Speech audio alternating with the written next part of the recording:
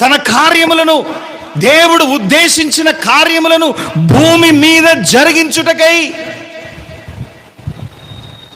ఆ రోజు అగ్ని నాలుకలుగా వారి మీదకి దిగొచ్చాడు. నేను మీకు అంతకుముందు చెప్పాను, ఆయన జలముల వలె ఉన్నాడు అని చెప్పానా లేదా?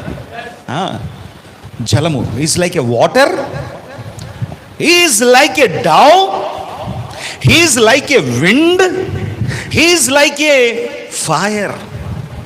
ఆయన బలముగా వీచే గాలి వలె ఉన్నాడు, పావురం వలె ఉన్నాడు, జీవజల నదుల వలె ఉన్నాడు, నది వలె, లైక్ ఏ లివింగ్ వాటర్, జీవజలము నది వలె. అలాగే అగ్ని వలె ఉన్నాడు. ముట్టుకున్నారా ఎప్పుడన్నా అగ్నిని? అగ్ని ఎంతమందికి తాకింది?